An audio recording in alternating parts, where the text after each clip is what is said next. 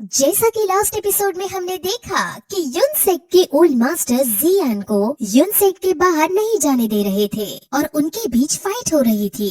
लेकिन तभी वहाँ क्वीन मेडुसा आ जाती है जो पूरी तरह से ह्यूमन बन चुकी थी। पुराने ओल्ड मास्टर का नाम युनशान है और अब युनशान क्वीन मेडुसा को देखकर शॉक होता है और उससे नॉर्मल बातें करता है कि तुम्हारी पावर्स पहले से बहुत ज्यादा बढ़ गई हैं और तुम अब ह्यूमन फॉर्म में आ चुकी हो।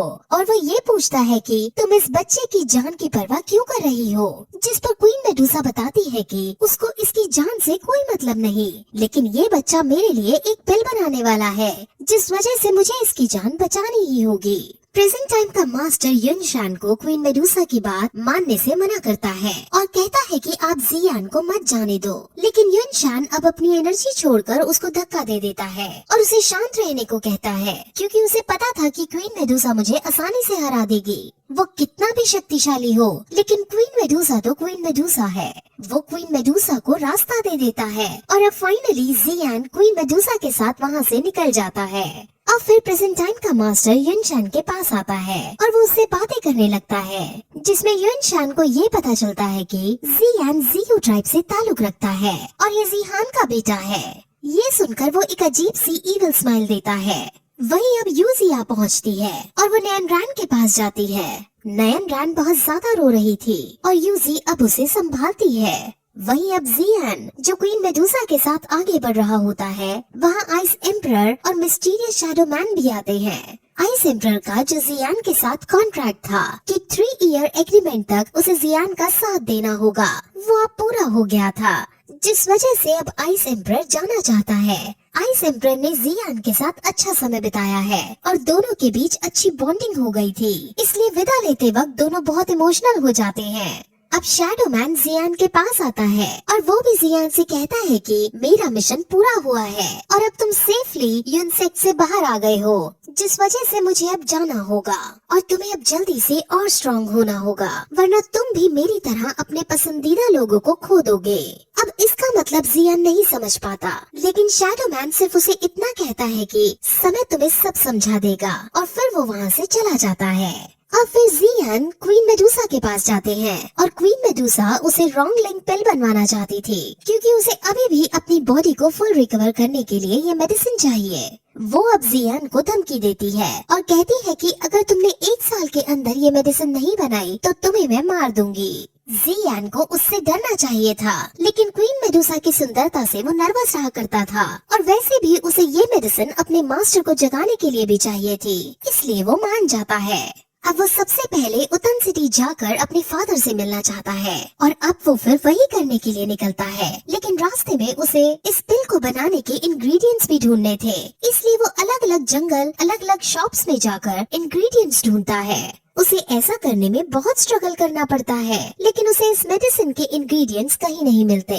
जियान जब जब इंग्रेडिएंट्स ढूंढता था तब तब क्वीन मेडुसा आराम से फल खाती थी और ये सीन बहुत फनी एंगल ले लेता है क्योंकि हम जियान जैसे शक्तिशाली योद्धा को एक लड़की से डरकर ऐसे काम करते हुए देख रहे हैं। फ्यूचर में क्वीन मेडुसा और जियान के बीच बहुत कुछ होने वाला है, इसलिए क्वीन मेडुसा का नेचर और उसके बिहेवियर को जानना हमारे लिए इम्पोर्टेंट हो जाता है। अब फिर कई जगह पर ढूंढने के बाद भी जियान को जब कुछ नहीं मिलता तो वो उदास होकर आगे बढ़ने लगता है, लेकिन तभी जियान नोटिस करता है कि क्वीन मेडुसा ने पैरों में कुछ नहीं पहना है, इसलिए वो फिर एक शू शॉप पर जाता है और वहाँ पर क्वीन मेडुसा फिर अपने लिए शू देखने लगती है।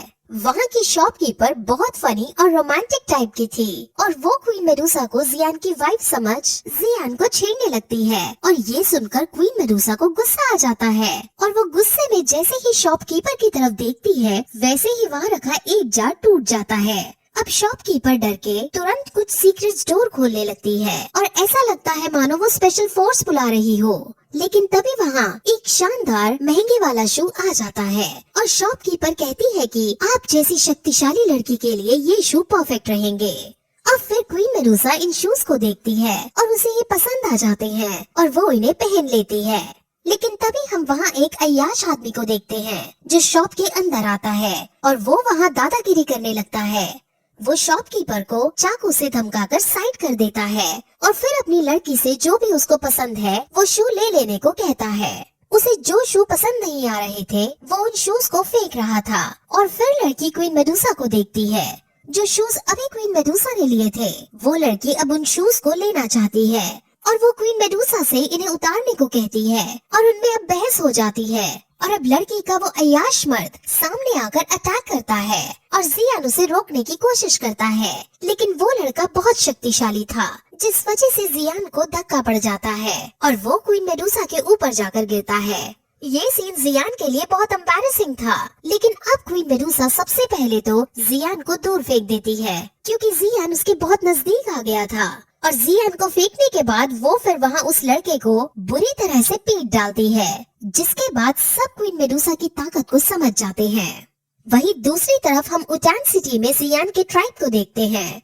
वहाँ पर किसी ने अटैक कर दिया था और जीहान और बाकी सब मिलकर भी उन्हें नहीं हरा पा रहे थे। और जीहान अब फिर उनके सामने जाता है और उनसे उनकी आइडेंटिटी पूछता है और ये भी पूछता है कि आखिर तुम हमें मारना क्यों चाहते हो, जिस पर वो कुछ जवाब नहीं देता। और जब उसे ये पता चलता है कि ये जो सामने मुझसे बात कर रहा है ये जीहान है, तो वो तुरंत जीहान पर अटैक कर देता है और फिर यही ये एपिसोड इस तरह खत्म हो जाता है।